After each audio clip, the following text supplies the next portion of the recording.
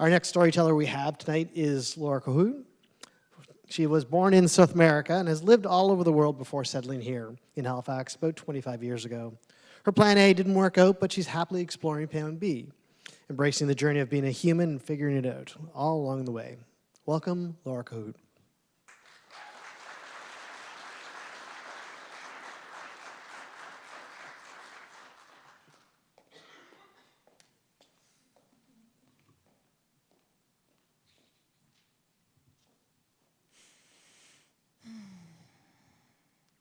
Trust in the Lord with all your heart, and lean not on your own understanding. In all your ways, acknowledge him, submit to him, and he will make your path straight.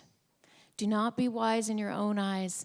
Fear the Lord and shun evil, especially when you have made a pile of money selling sex toys and you're ready to buy yourself something extra special. That's not exactly how that verse reads in the Holy Bible, by the way. The first part is from Proverbs 3, 5-7, in case you want to check it. I come from a world that is black and white, never colorful. By the time I was 13, I had memorized a pretty good chunk of this holy book we call the Bible. I am a first-generation immigrant. I was born in Paraguay to Mennonite parents who were in South America with a bunch of other Mennonites. Now, Mennonites, sort of like Hutterites or Amish, they were given a bunch of free land in South America, free shitty land, by the way, because they were known as a very hardworking bunch. But the trade-off was they would be allowed their freedoms. Freedom from being drafted in war, because Mennonites do not fight, and the freedom to keep their kids in their own private schools, because no public education for this bunch. They were in the world, but not of it. They were separate. So that meant a lot of my education was Bible verses and instruction on how to live the only right and true way on earth to earn getting into heaven. I mean, the whole thing was really kind of built on fear, and there was really no sort of setup for success, especially for us women. Our role was to submit, to support the men and the church, which was run by men, and raise the children. Yeah, I mean, the message for me was the world is evil and scary. Do not become one of them. I'll explain it this way. Imagine if you were invited to a party.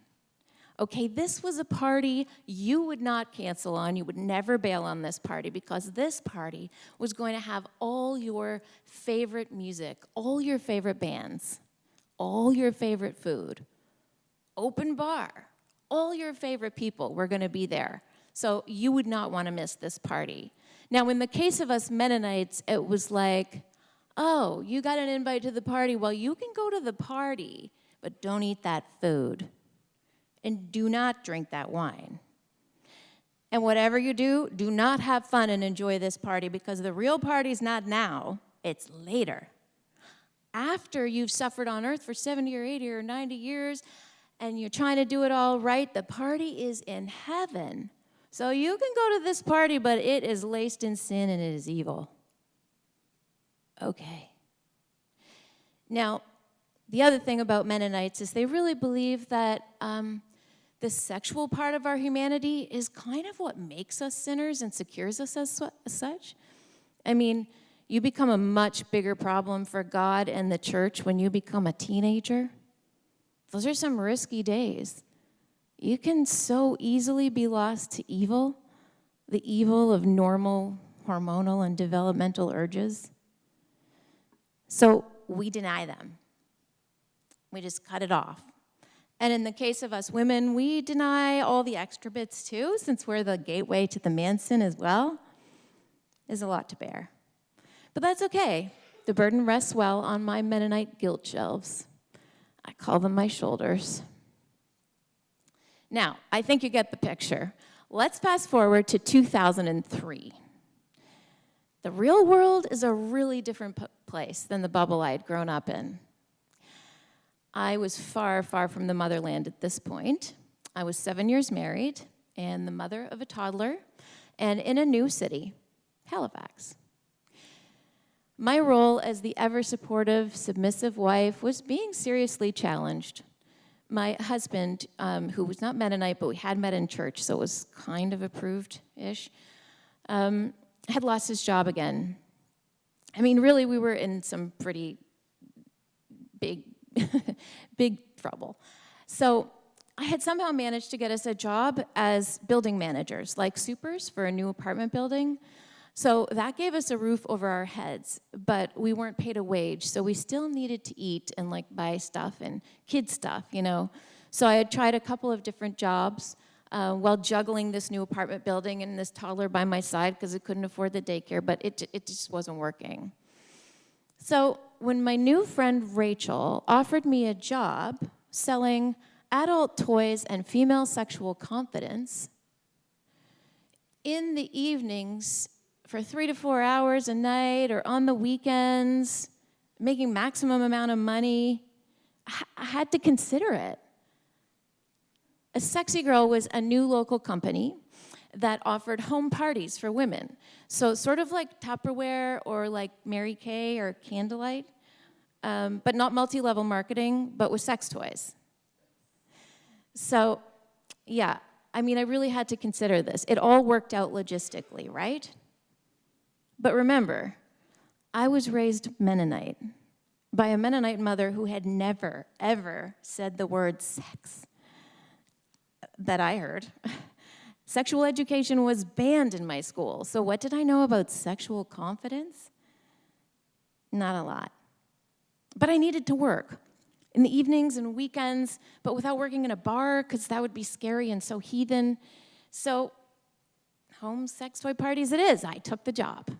I mean, how different can it be than Tupperware or Candlelight, really? It was different. I had a lot to learn. I started to shadow my friend in her home parties, and I took so many notes. I mean, word for word. I studied these notes, hardworking bunch, right? I studied these notes. I went to workshops. I read books. I mean, I thought I would be exempt for the whole burn in hell thing for this because it was for educational purposes, but I watched porn as a whole other education. I mean, the whole point was educating women on how to have healthy but also fully pleasurable sex lives. I was basically selling permission slips for pleasure. That's kind of ironic because I never got that permission slip. I mean, I had yet to experience pleasure at all. It was sin. It was like a fast track to hell. Anyway, for now, I had a really legitimate reason to work this job, and so I worked it.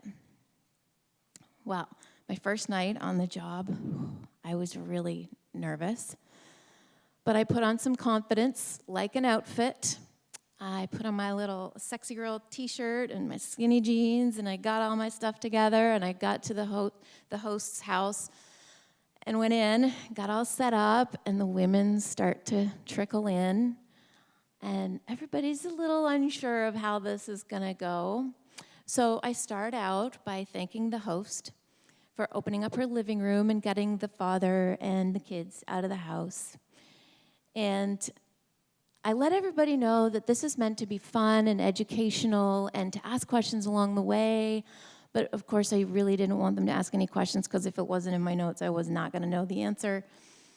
So we start out, just gentle, like how to use products to prepare and get in the mood and feel sexy, like body washes and bubbles and candles and these little candles that turn into massage oil as they melt, and massage bars, edible body powders, and then we work our way into lube and flavored lube. Now, after every explanation, I pass the item along so that the women can touch and smell and see and taste and whatever they want to do within reason. So, yeah.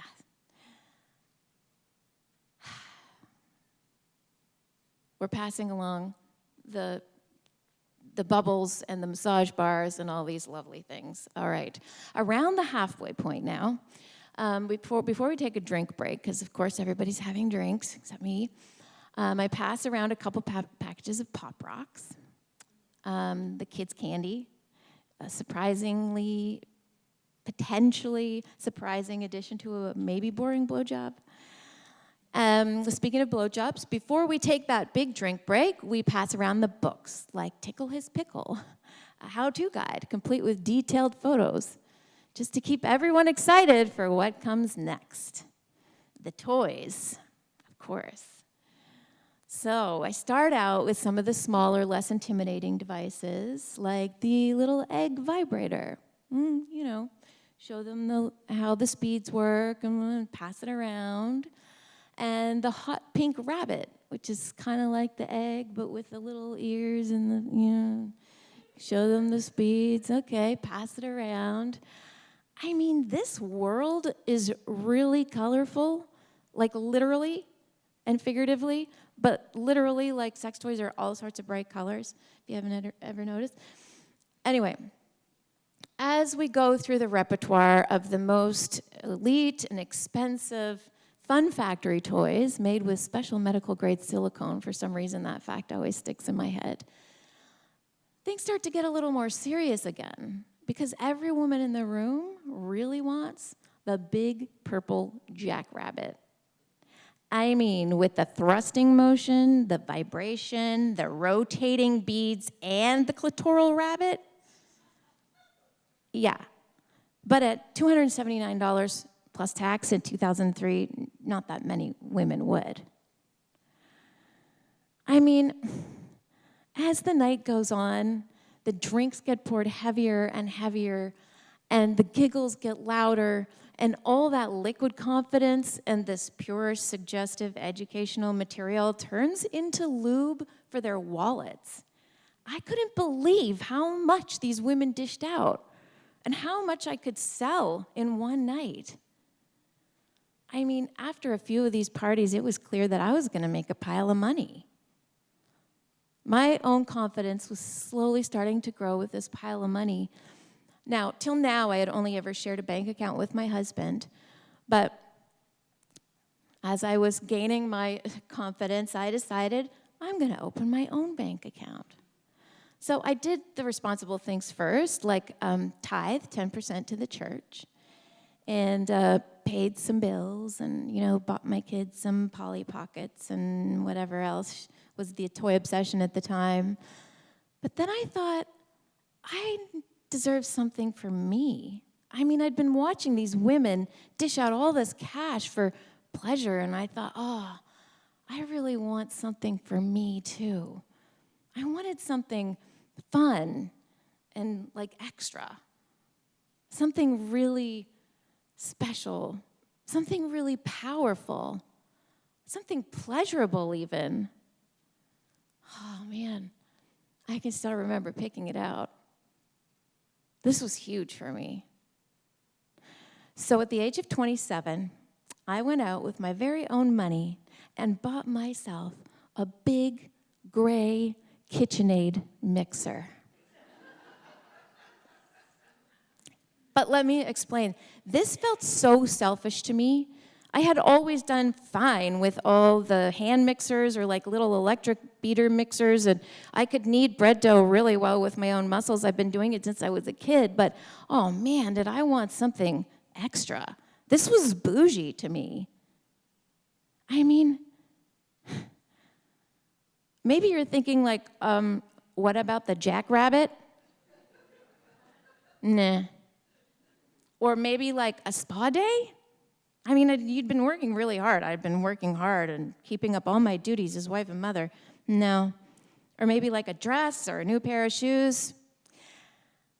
I thought I wanted something for me, but turns out what I really wanted was something to make me a better Christian wife.